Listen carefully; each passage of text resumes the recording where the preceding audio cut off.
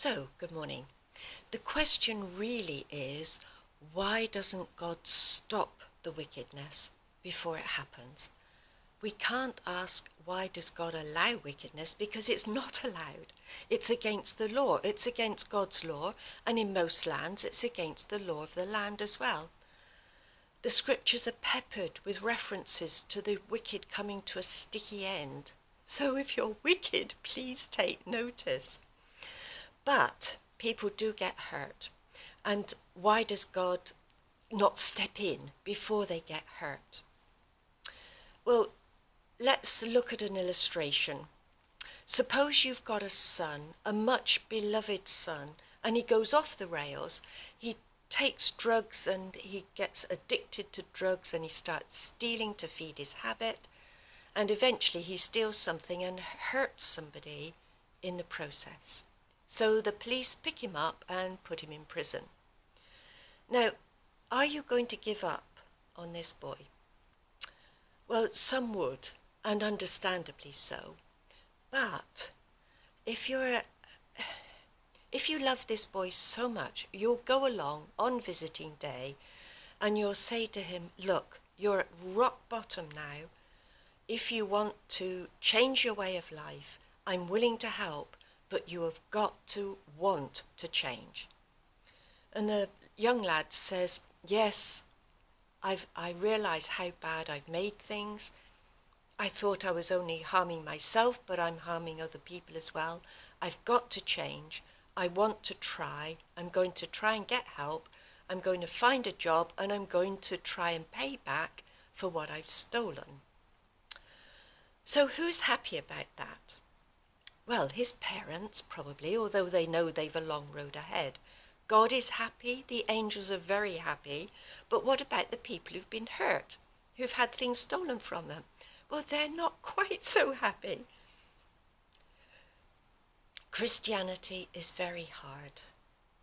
We are asked to forgive such ones for their sakes.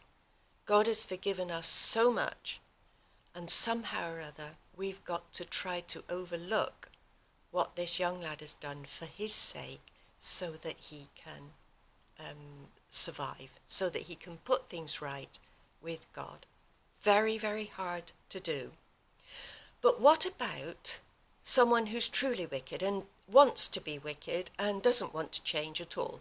Why doesn't God stop them? Why doesn't he throw lightning bolts at them before they harm people badly, especially children? Well, try to put yourself in God's position. At which point do you throw your lightning bolt?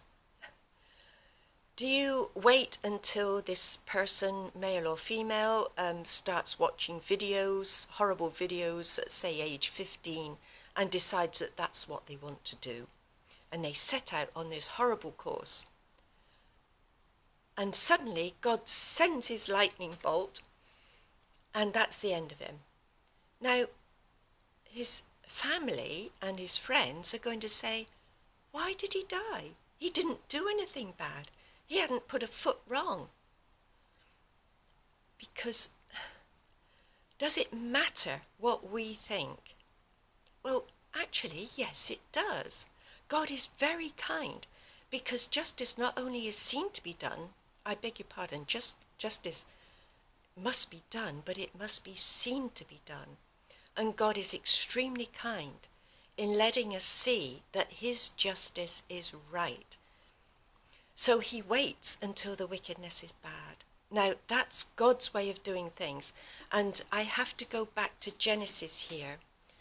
And I'm looking at Genesis 15 and verse 16. God had promised Abraham that his descendants would take over the land of Canaan, but not for 400 years. And the reason being, he said, for the wickedness of the Amorites is not yet ended. The Amorites were truly awful people. They abused children. They put them in the temple as prostitutes, male and female. They sacrificed their children. And it got so bad, God couldn't cope with it any longer. So he decided, that when it was so bad, the Israelites were to come along and put an end to it. Now, there are some people today who say that the Israelites shouldn't have done that.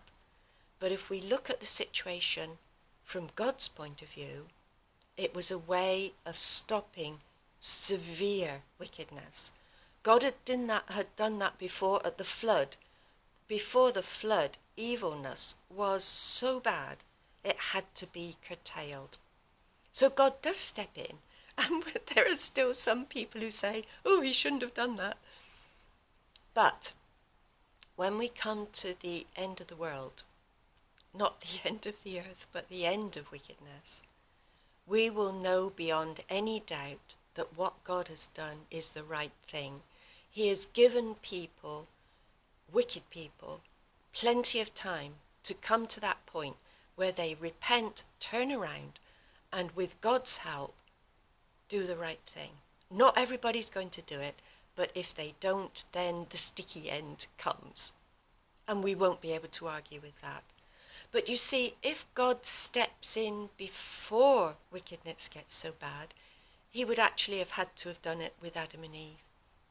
He would have had to have put an end to Adam and Eve before they had children, because he could see that some of their children would be so bad that it really wasn't good to let them live, like Hitler, Stalin, and so on. But there were some who wanted to do the right thing, like you, like I. None of us are good. None of us, all of us, are under the condemnation of death. At great price to himself, God has paid that price by allowing Jesus to die for us. Both of them loved us so much to pay the price. Yes, we have to put up with awfulness at the moment. That was always going to be the way since Adam and Eve sinned. And they sinned badly, selfish and greedy. But it will come to an end. And people who have suffered will have their problems rectified. It might not seem possible. Some of the harm might seem incurable, but it's not. God can put it right, not in this world, but when he takes over. And we look forward to that time. Now, obviously, this is not the whole story. And as I said, I don't have all the answers. But I'd like you to go away and put yourselves in God's position and see, could you have done it in a better way and tried to save Adam and Eve's offspring at the same time. But thanks so much. And I'm sorry if so many of you have been harmed. And I do pray that God will help you and comfort you until he cures you completely. But thank you so much for watching.